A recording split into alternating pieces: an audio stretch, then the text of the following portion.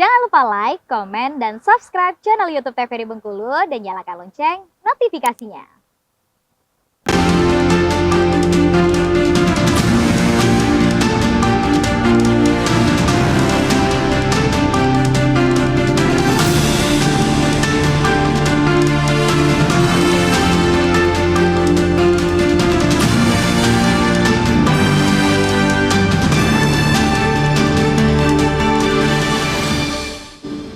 Baik pemirsa, terima kasih Anda masih bersama kami di Berendo TVRI Bengkulu. Kita lanjutkan diskusi kita pada sore hari ini terkait akupuntur. Kembali lagi nih kepada Mbak Ica. Gimana nih Mbak? Tadi belum selesai nih perbincangan kita tentang efek samping terapi akupuntur. Apa aja sih Mbak untuk masyarakat di rumah? Oke, untuk efek samping akupuntur sendiri sebenarnya efek sampingnya ada, tapi sangat minim sekali ya Mbak ya. Yang pertama, itu bisa terjadi udin.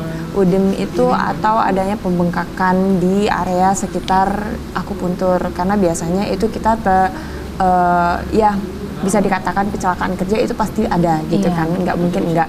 Nah biasanya itu udin itu terjadi ketika kita tidak sengaja menyenggol pembuluh darah yang ada di tubuh. Jadi pembuluh darahnya pecah atau bocor seperti itu kan, terus terjadi adanya kebiruan kayak kalau kita habis kejedot gitu. Nah seperti itu. Tapi itu tidak membahayakan dan tidak parah biasanya. Biasanya itu dalam waktu 1 sampai 5 hari juga hilang gitu kan.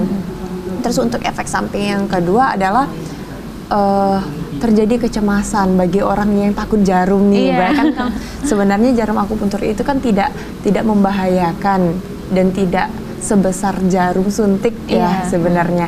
Cuman kan beberapa orang itu ada yang fobia jarum atau bahkan takut jarum seperti itu. Jadi bisa jadi terjadi ada rasa panik, mual karena rasa kecemasannya tadi itu. Itu sebenarnya efek sampingnya. Selebih dari itu insya Allah nggak ada. Oh ya, sama satu lagi, itu biasanya ada terjadi infeksi. Kalau misalnya ada penusukan atau tindakan akupuntur itu yang tidak sesuai SOP. Misal sebelum ditusukkan jarum akupuntur itu harus dioleskan dulu alkohol dan setelahnya dioles alkohol lagi. Kalau tidak dioleskan alkohol bisa jadi terjadi resiko infeksi seperti itu. Baik, tentunya di setiap tindakan medis itu ada risiko ya Mbak ya, tergantung kita kemana nih, ke tempat yang benar nggak untuk melakukan terapi akupuntur dan juga tindakan-tindakan medis. Nah pada sekali terapi akupuntur ini biasanya berapa lama Mbak ditusukkan jarum di dalam tubuh kita? Untuk penusukan jarum mulai dari kita tusukkan sampai akhir itu tergantung dengan kasus yang kita tangani. Biasanya sekitar 15 sampai 30 menit itu ada. 15 sampai 30 menit ya. Setelah itu dialirkan sama dengan ada ya kita namanya elektrostimulator, nanti itu fungsinya menstimulasi jarum menggunakan listrik kayak gitu. Jadi jarumnya nanti dijepit dengan aliran listrik untuk dialirkan ke seluruh tubuh seperti itu. Baik, tentunya nanti kalau misalnya tiap orang ditusukin, misalnya Syifa atau kakaknya ditusukin, efeknya bisa berbeda-beda nggak Mbak? Tiap bisa orang jadi yang ditusukkan. Untuk efek yang dirasakan di tubuh itu setiap orang berbeda. Karena kenapa? Respon tubuh kita masing-masing itu kan berbeda. Tingkat nyeri, ketahanan nyeri yang kita rasakan itu berbeda. Ada beberapa titik itu yang memang lebih sensitif daripada titik lainnya, seperti misalnya saya tusukan di tangan dan di wajah, misal seperti itu kan. Nah, efek yang dirasakan di tangan dan di wajah itu rasanya berbeda. Kalau di tangan mungkin sedikit agak ngilu rasanya ya, pas masuk jarumnya itu tuh ada rasa ngilu atau kemeng kalau orang Jawa bilangnya ya. Cuman kalau untuk rasanya di muka, dengan penusukan di muka yang kulitnya jauh lebih tipis, terus lemaknya tidak sebanyak yang di bagian tubuh lain, bisa jadi ada sedikit rasa cekit gitu ya Mbak ya, seperti itu. Gitu. Seperti itu. Jadi setiap orang itu efeknya berbeda. Ada yang efeknya rasa ngilunya atau linunya itu bertahan sampai 2 hari. Ada yang setelah dicabut jarumnya itu selesai rasa ngilunya. Jadi tergantung respon tubuh kita masing-masing itu menangkapnya seperti apa. Iya, tergantung pain tolerance juga ya Mbak. Betul. Karena orang-orang berbeda-beda nih. Kayak Siva nih rendah banget nih pain tolerance-nya ya Mbak ya. Nah kalau misalnya misalnya nih Siva lagi pusing nih, bisa nggak sekali akupuntur langsung merasakan hasilnya, langsung nggak pusing nih Mbak? Bisa, ada.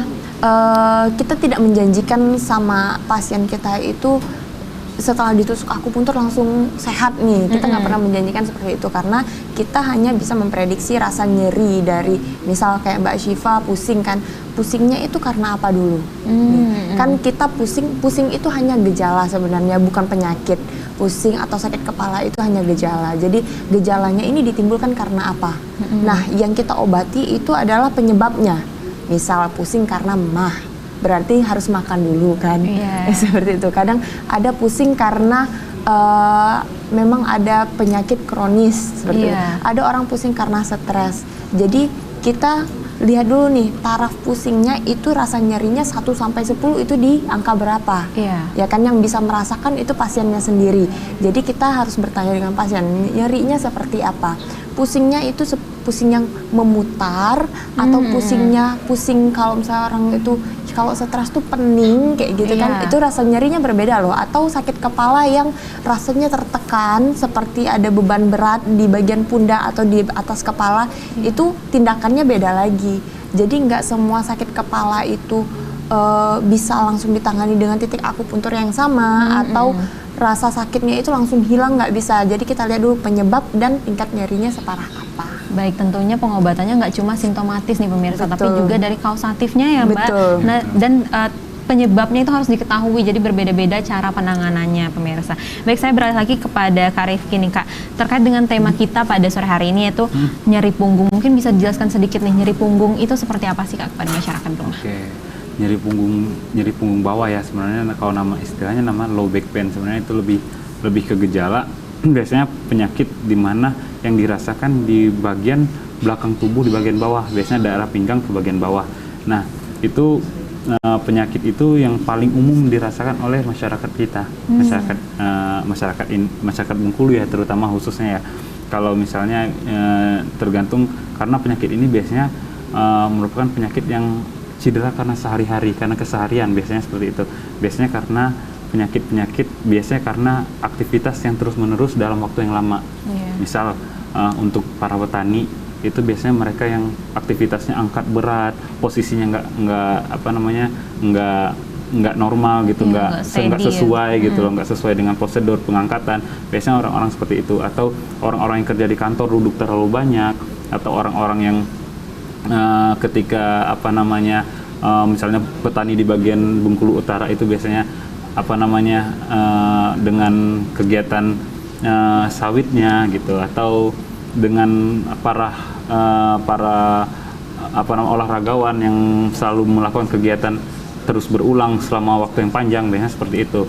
Nah, low back pain itu biasanya itu adalah nyeri yang disebabkan oleh otot, lebih otot, pengkakuan otot yang memang harus melakukan pengobatannya itu harus benar-benar melalui fisik gitu Mbak.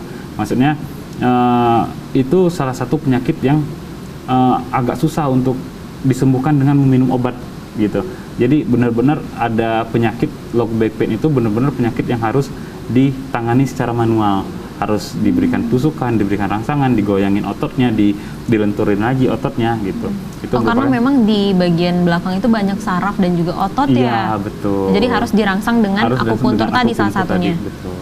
Baik. Nah, mungkin kalau misalnya orang-orang mengalami low back pain itu gimana nih teknik akupuntur untuk orang-orang yang mengalami low back pain Ibu? Nih, Kak. Untuk teknik untuk akupunktur itu sebenarnya kita sebelum dia datang itu kita harus namanya wawancara, di mana kita harus menentukan, bertanya dulu di mana lokasi sakitnya. Misal di bagian pinggang nih, terus kita tentukan dulu dia menjalar sampai ke kaki atau tidak. Kita juga harus menentukan tingkat nyeri tadi yang dirasakan, yang dikatakan oleh Mbak Aisyah tadi. Terus nah setelah itu baru kita melakukan tindakan terapi. Biasanya kita melakukan pertama kita melakukan penusukan di titik-titik yang mereka rasakan sakit. Itu yang pertama itu namanya titik lokal. Dalam akupunktur itu namanya titik lokal, titik di mana nyeri dirasakan. Setelah itu kita memberikan titik-titik, biasanya titik-titik jauh sebagai titik pengalih rasa nyeri namanya. Misalnya titik-titik biasa di ujung kaki atau di ujung tangan. Juga ada namanya titik-titik untuk nyeri itu kan berarti rasa stres dari nyeri itu kan ditimbulkan ketika nyeri itu adalah stres ya. Nah, kita juga memberikan titik-titik di kepala biasanya itu untuk menenangkan. Oh, berarti nggak melulu di tempat sakitnya Ya, aja. nggak melulu di Ternyata tempat. banyak dan luas Banyak, sekali ya. luas sekali, betul. Nggak meredakan hanya simptomatik tapi Ya, ke kausatif. Jadi pasti. lihat sangat luas ternyata Iya, akupunktur nih ya betul. Bang ya. Akupunktur itu salah satu pengobatannya yang benar-benar holistik, dilihat secara keseluruhan. Jadi beda orang, beda penyakit, beda penyebab, beda terapi begitu. Oh, berbeda-beda. Jadi memang harus ke ahlinya benar ya Iya, Bang ya, nggak betul. boleh. Sekarang kan banyak nih Bang untuk klinik-klinik yang mungkin menawarkan akupuntur Iya, yang nggak betul. tahu nih apakah ada surat izin prakteknya atau enggak, atau ah. emang udah belajarnya otodidak nih atau dari YouTube aja nih pemirsa. Sebenarnya itu boleh nggak? Bisa nggak akupuntur tuh dipelajarin secara otodidak di rumah nih, kayak Syifa nih kan nggak ada basic tentang akupuntur, boleh nggak Syifa belajar dari YouTube aja nih Kak? Belajar boleh, tapi nggak boleh dipraktekkan. Karena gini, akupunktur itu sekarang sudah profesi. Kebetulan profesi akupunktur itu merupakan profesi yang resmi.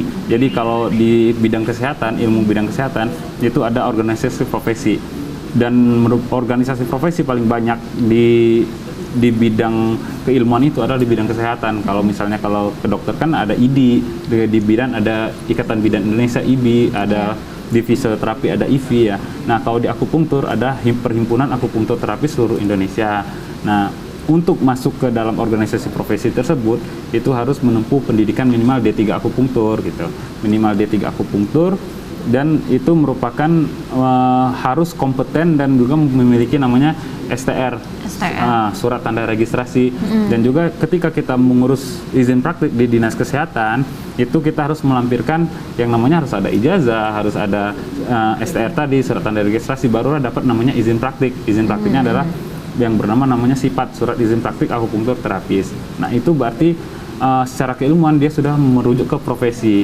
Nah, ketika ada orang yang belajar akupunktur yang banyak belajar terus mereka melakukan praktik akupunktur, itu bisa dibilang ilegal, nggak boleh. Ilegal. Karena yang pertama kita harus, terkadang banyak yang nggak sesuai SOP, secara steril, karena akupunktur itu kan berhubungan dengan menusukkan benda asing ke dalam tubuh. Iya, ada hubungannya dengan darah. Iya, ada juga. hubungannya dengan darah. Jadi standarnya pun harus tinggi. Terkadang ada beberapa yang mereka yang nggak memiliki standar, mereka yang menusuk, ada yang menusuk nggak pakai alkohol, nggak dioles dulu, ada yang menusuk di luar baju. Baik, berarti steril ini sangat dipertimbangkan ya Bang ya. Baik betul. pemirsa, sangat seru nih perbincangan kita pada sore hari ini. Kita akan lanjutkan setelah jeda pariwara berikut ini. Tetap bersama kami di Berendo TVRI Bengkulu.